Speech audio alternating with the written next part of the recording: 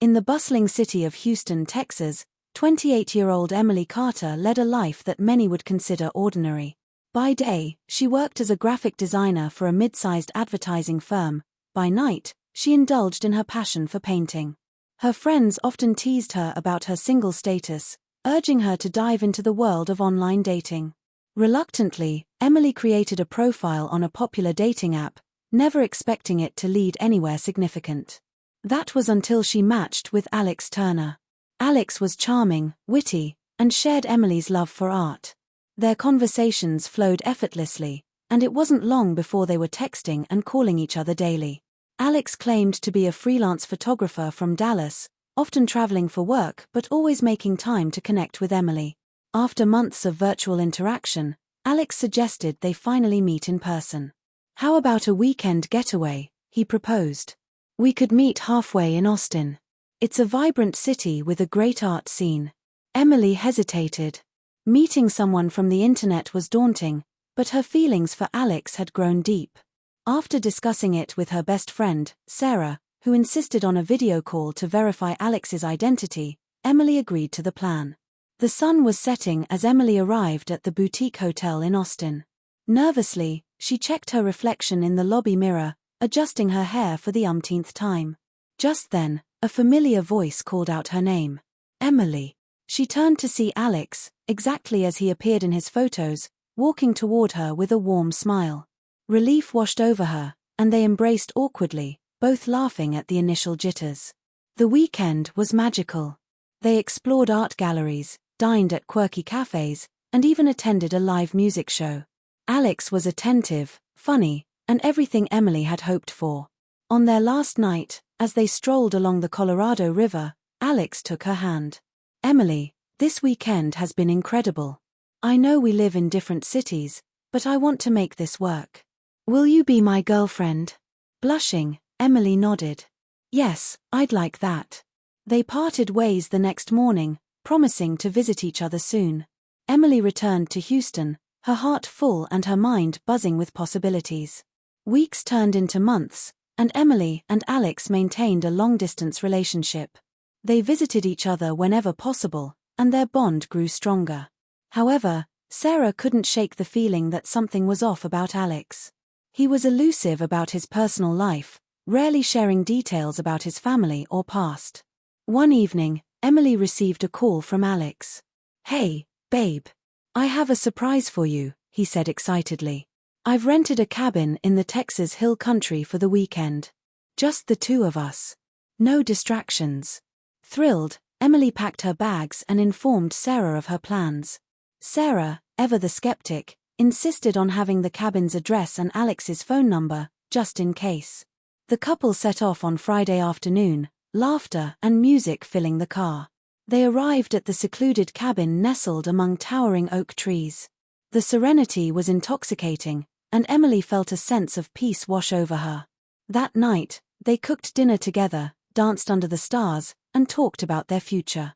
As they settled into bed, Emily felt a profound sense of happiness. But that was the last time anyone heard from her. When Monday arrived and Emily hadn't returned any calls or messages, Sarah's concern grew. She contacted the Houston Police Department, but they were hesitant to act, citing that Emily was an adult and could be unreachable for various reasons.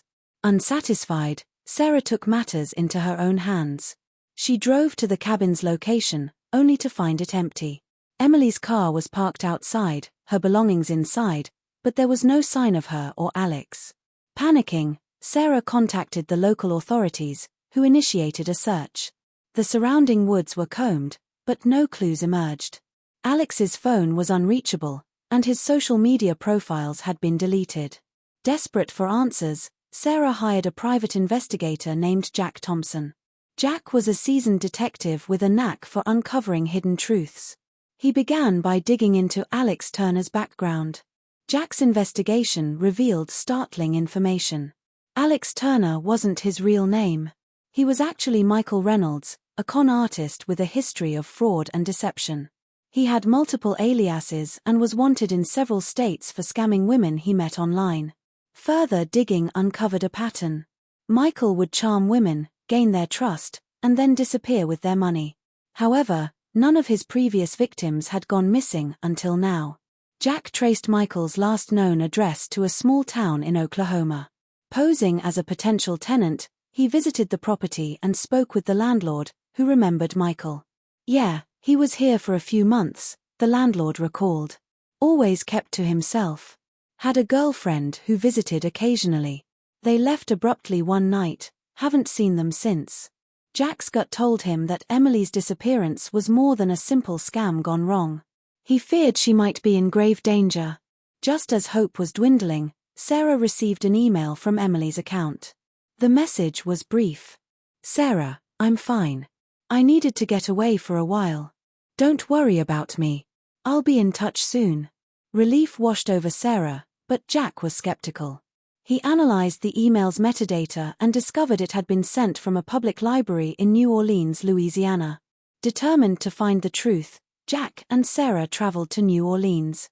They visited the library and obtained security footage from the day the email was sent. The grainy video showed a man fitting Michael's description logging into a computer, but there was no sign of Emily. Their search led them to the city's French Quarter, where they questioned locals and showed pictures of Emily and Michael. A bartender recognized Michael. "Yeah, I've seen him around," the bartender said. "Always with different women. Last time I saw him, he was with a brunette." They were arguing. The trail was growing colder, but Jack refused to give up. One evening, as Sarah and Jack reviewed their findings at a cafe, a woman approached them. "Are you looking for Michael Reynolds?" she asked, her voice trembling. They nodded. "I'm Lisa. I dated him a year ago. He scammed me out of my savings and disappeared. I saw your posts online and wanted to help." Lisa provided valuable insights into Michael's behavior and habits. She mentioned a cabin he owned in the Smoky Mountains, a place he referred to as his safe haven. With renewed hope, Jack, Sarah, and Lisa set off for the Smoky Mountains, praying they weren't too late. The trio arrived at the secluded cabin, its exterior weathered and uninviting. The windows were boarded up, and the surrounding area was eerily silent. Jack motioned for silence.